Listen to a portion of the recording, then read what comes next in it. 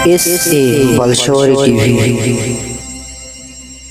প্রত্যেকেই বড় হতে চায়, বড় হওয়ার স্বপ্ন দেখে। এই বড় হওয়ার স্বপ্ন দেখতে হবে, আমাকে চেষ্টাও করতে হবে, সে লাইন মতো চেষ্টা করতে হবে। আমার আমার মেধা, আমার এই প্রতিভা কোন দিকে বেশি কাজ করে সেদিকে দেখতে হবে। হ্যাঁ, যার মেধা, যার প্রতিভা যেদিকে বেশি ভালো আছে, তার চেষ্টা ওদিকে করলে সফল হওয়া খুবই দ্রুত সম্ভব। দেখেন, সফল হওয়ার জন্য চেষ্টা করতে হবে। এই কথা বলতে গেলে একটা কথা না বললে না, আপনার অবাক হবেন হয়তো আমার মুখে শুনলে যে আপনি এই ধরনের উদাহরণ দিচ্ছেন। আমি কিছুদিন আগে একটা সাক্ষাৎকার শুনেছিলাম, ভারতের একজন কিংবদন্তি ক্রিকেটার সৌরভ গাঙ্গুলি। বর্তমান প্রজন্ম যারা ক্রিকেট অঙ্গনের সঙ্গে পরিচিত তারা হয়তো চিনবে। তা সৌরভ গাঙ্গুলি একটা সাক্ষাৎকার থেকে আমি শুনলাম যে উনি বলছেন যে সৌরভ গাঙ্গুলি কলকাতা নাইট রাইডার্সে তিনি খেলতেন। উনি বললেন যে শাহরুখ খান আমাদের মাঝখানে আসলেন, ঠিক ওই টাইমে ওনাদের টিমে পাকিস্তানের একজন ফাস্ট বোলার, কিংবদন্তি ফাস্ট বোলার, ওয়ার্ল্ডের নাম করা শোয়েব আক্তার, সেও কলকাতা নাইট রাইডার্সে খেলতো।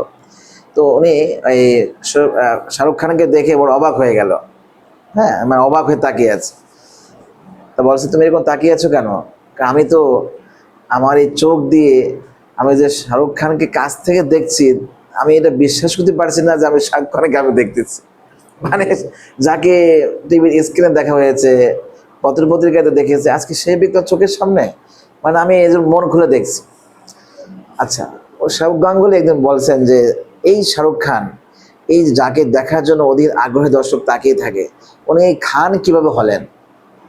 তো উনি বলেন যে এই শাহরুখ খান যখন সে চেন্নাই কিংবা কোনো একটা প্রদেশের কথা বললো, যখন তিনি সেখানে গেলেন, শাহরুখ খান বলে যে তার মুখের কথা বলছে, শাহরুখ খান বললো যে আমি যখন ওখানে যাই, আমি তো বড় কোনো সেলিব্রিটি ছিলাম না, আর আমাকে কেউ চিনতো না। ফার্স্ট আমি গেলাম, আমি একটা গরিব পরিবারের ছেলে হিসেবে আমি বড় হওয়ার স্বপ্ন নিয়ে এসেছি। তো উনি বললেন যে আমি আমার এক বন্ধুর বাড়িতে, আমার সাবলের বাসায় গিয়ে সে আমার একটু শোয়ার জায়গা দিল, আরেকজনের বাসায় গিয়ে এসে শোয়ার জায়গা পেয়েছে। তারপরে উনি বলেন যে এইভাবে আমি শুরু হলো, কাজকাম করি টুকটাক। আমি ওরকম ধরনের কোনো কিছু ভালো এক্সপার্টও না, কিন্তু চেষ্টা করছি। তো এটা এটা হলো তার শুরু হলো। তার মানে কি, যে উনি খুব বৃত্তশালী পরিবারের সন্তান ছিলেন না, এবং ওনার শুরুটা খুব বিশাল ছিল না, অভাব দিয়ে শুরু হয়েছে। জি জি। এবারে নেক্সট কথা শোনেন। উনি কোনো একদিন বর্তমান শাহরুখ খান যে বাড়িতে উনি বর্তমানে বসবাস করছেন, এই বাড়ির সামনে একটা মাচালি মতো আছিল। তো ওই সময়টায় উনি যখন ফার্স্ট গেলেন, কোনো একদিন ওই মাচালির উপর বসে বসে কাউকে বলছিলেন যে দেখো, কোনো একদিন আমি বাড়ি কিনবো। তা যে লোকটা বাড়ি কেনার স্বপ্ন দেখে, বড় কিছু হওয়ার স্বপ্ন দেখে, সে কি ঘুমিয়ে থাকবে? শাহরুখ খান যখন তার এই এই আপনার এই কি বলে, এই চিত্রজগতের সাথে, এই হলিউড থেকে যখন সে হলিউডের বড় নায়ক হলো, যখন তাকে কিং খান বলে সারা বিশ্ব চিনলো, কখন চিনলো? তার চেষ্টার উপরে সে শতভাগ দিয়েছে। হ্যাঁ, সে যে পথে চেষ্টা করেছে ওই পথে সে বড় হয়েছে। তার একটা ধরন ছিল, চেষ্টার লাইন ছিল আলাদা। দেখেন, ওই পথে চেষ্টা করতে তার নৃত্য, তার অভিনয় সারা বিশ্ববাসীকে মুগ্ধ করেছে। তার মানে কি, যে মান জাদ্দা ওয়াজাদা, একটা কথা আছে, যে লাইনে চেষ্টা করবে সে সেটা পেয়ে যাবে। তা যার মধ্যে যে প্রতিভা আছে, আমি মনে করি সেটাকে দাবিয়ে রাখতে নাই, এই প্রতিভাকে বিকশিত করার জন্য চেষ্টা চালিয়ে যাওয়া। যেমন শাহরুখ খান এই খান ছিল না, একটা সময় গিয়ে সে শাহরুখ খান হয়েছে। জি। তা দেখেন, আমাদের ঠিক এরকম মাদ্রাসা লেভেলেও এরকম ধরনের আছে। হ্যাঁ, আমাদের মাদ্রাসা জগতের যে মুফতি আমিন ইসলাম হুজুর রহমতুল্লাহ আলাই, ওনার ছাত্র জামানাতে ওনাকে একদিন বলা হলো যে তুমি হাফিজি হুজুর, তখন তো হাফিজি হুজুর মানে বিশাল কিছু। হ্যাঁ, হাফিজি হুজুরের সঙ্গে তোমাকে রাষ্ট্র সফরে যেতে হবে। আমি তখন লালবাগের ছাত্র, 2000 সালে। তো আমি তো বড়দের কাছ থেকে শুনেছি। তো উনি বললেন যে আমি হাফিজি হুজুরের সঙ্গে রাজনৈতিক সফরে আমি যেতে পারবো না। হ্যাঁ, আমি কেন হাফিজির পেছনে ঘুরবো? একটা সময় আসবে যে আমার পেছনে জনগণ ঘুরবে। জি। আমার পেছনে জনগণ ঘুরবে, আমি কেন মানুষের পেছনে ঘুরবো এখন? আসলে উনি দুঃসাহসিকমূলক কথা বলেছিলেন। হাফিজ হুজুর মানে একজন, ওই সময়কার একজন কিং খান, সম্রাট ছিল। আমরা হাফেজের জগতের সম্রাট, বাংলাদেশের মানুষের কাছে হিন্দুদের নজর তিনি একজন দেব ছিলেন, দেবতা ছিলেন। মানে হাফিজি হুজুর, জি জি এরা বাংলাদেশের মানুষ হাফিজি হুজুরকে ফার্স্ট চিনেছে, যে হাফেজ সাহেব বলা, অনেকে বলে যে উনি ফার্স্ট হাফেজ, এবং দেওবন্দ থেকে আসা একটা রত্ন, বাংলাদেশের প্রথম রত্ন। আপনি অবাক হবেন যে আজও আপনি পুরান ঢাকায় যাবেন, মোহাম্মদ কি মোহাম্মদুল্লাহ একটা সড়কই আছে, ওনার নামে একটা সড়ক আছে আপনার গুলিস্তান থেকে লালবাগের দিকে যেতে, মোহাম্মদুল্লাহ সড়ক, ওনার নামের সড়ক আছে। আপনার এরশাদ সাহেবের সাথে বটগাছ মার্কা নিয়ে হাফিজি হুজুর রহমতুল্লাহ আলাই উনি নির্বাচন করেছিলেন, সেখানেও তিনি টক্কর দিয়ে নির্বাচন করেছিলেন। আমাদের মুরব্বীরা বলে যে যদি এরশাদ সাহেব আপনার এই ভোট বক্সকে ভোটের সঙ্গে দুর্নীতি না করতেন, তা হাফিজি হুজুর রহমতুল্লাহ আলাই উনি প্রেসিডেন্ট থাকতেন, প্রধানমন্ত্রী হতে পারতেন। কারণ আমি ঠিক বলেছি কিনা জানি না, এরকম মানে মুরব্বীদের কাছ থেকে শুনেছি। তো দেখেন, তো চেষ্টা করলে বড় হওয়া যাবে, ঠিক না?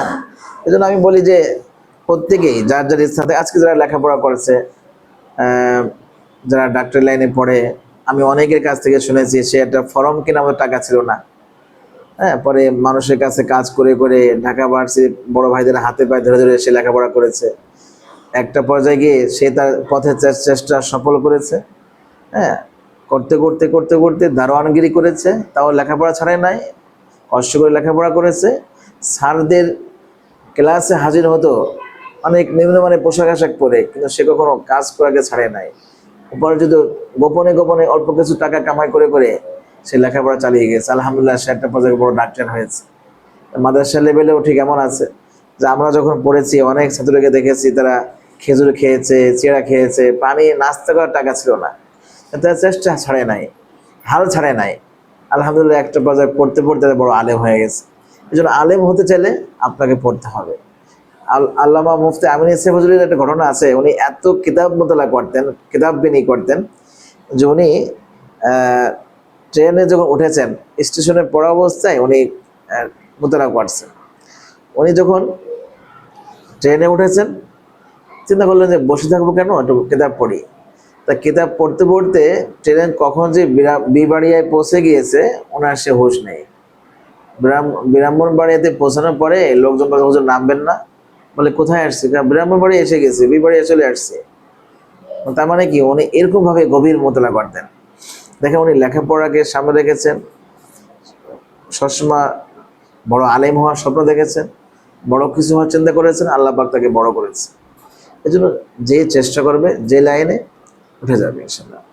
আপনি কি বলবেন বাংলাদেশে যে শিল্পী, গানের বড় শিল্পী আইয়ুব বাচ্চু, তো নাম শুনেছেন মনে হয়। আইয়ুব বাচ্চুকে জিজ্ঞাসা করে দেখবেন, সে তো মারা গিয়েছে, তার প্রথম সময়টা দেখবেন তিনি অনেক কষ্ট করেছেন। আল্লামা দেলোয়ার হোসেন সাইদি সাহেবকে কে না চেনে? বলা হয় যে ওয়াজের জগতে বড় সম্রাট, যাকে সুর সম্রাট বলা হয়, ওয়াজের জগতে যাকে কোরআনের পাখি বলা হচ্ছে, মানুষ তো তাকে পরে চিনেছে। তার সুরটা কেমন ছিল জানেন? এই আল্লামা দেলোয়ার হোসেন সাইদি আল্লামা হওয়ার জন্য উনি প্রত্যন্ত অঞ্চলে গরুর গাড়িতে করে করে তিনি ওয়াজ মাহফিলে গিয়েছেন। হ্যাঁ, উনি ছোট ছোট মানুষদের সামনে নিয়ে ওয়াজ করেছেন। কখনো ভাবেন না যে আমি এতগুলো মানুষ বলে কি কথা বলবো। মানে তার স্টাডিকে, তার চেষ্টাকে তিনি চালিয়ে গিয়েছেন। আলহামদুলিল্লাহ, একটা পর্যায়ে গিয়ে কি হয়েছে, তিনি বড় একজন বক্তা হয়ে গিয়েছেন। আমার বিশ্বাস, যদি কেউ আলেম হতে চায়, ভালো ছাত্র হতে চায়, তা সেজন্য কখনো তার এই লেখাপড়া কিংবা বর্তমান অবস্থা দেখে সে হতাশ না হয়, হীনমন্যত না ভোগে। একটা পর্যায়ে গিয়ে ইনশাল্লাহ আমার বিশ্বাস, যে ছেলে তার চেষ্টার ধারাকে ঠিক রাখবে, একটা সময় সে বড় কিছু হতে পারবে। আল্লাহ তাআলা আমাদের সবাইকে যার যার চেষ্টার উপরে অটল থেকে বড় কিছু হওয়ার তৌফিক দান করুন। পাশাপাশি যে যে লাইনে চেষ্টা করবেন ভাই, একটা কথাই বলবো, যে আল্লাহ তাআলার সাথে সম্পর্ক রাখা। আপনি যা হতে চান, বড় কিছু হতে চান, তো যিনি করবেন তার সঙ্গে যোগাযোগ রাখবেন, যে দোয়া করবেন প্রত্যেক নামাজের পরে, আল্লাহ আমি বড় ডাক্তার হতে চাই, আল্লাহ আমাকে ডাক্তার বানায় দেন। আল্লাহ আমি বড় আলেম হতে চাই, আল্লাহ আমাকে বড় আলেম বানায় দেন। আল্লাহ যখন দায়িত্ব নেবে, আপনার আলেম হওয়াটা সহজ হয়ে যাবে। আল্লাহ যখন দায়িত্ব নেবেন, আপনার ডাক্তার হওয়াটা সহজ হয়ে যাবে। এই জন্য যিনি কর্তা, যিনি কর্নেওয়ালা জাত, তার সঙ্গে বেশির থেকে বেশি যোগাযোগ রাখা, ওই মালিকের সাথে সম্পর্ক অটুট রাখা, এবং তার থেকে তাকে ভুলে না যাওয়া। মনে রাখবেন, তাকে ভুলে গেছেন, তো আপনি ভুল করেছেন, আর তাকে আপনি আঁকড়ে ধরেছেন তো আপনি জিতে গিয়েছেন। আল্লাহ তাআলা আমাদেরকে যা শুনেছি আমল করার তৌফিক দান করুন।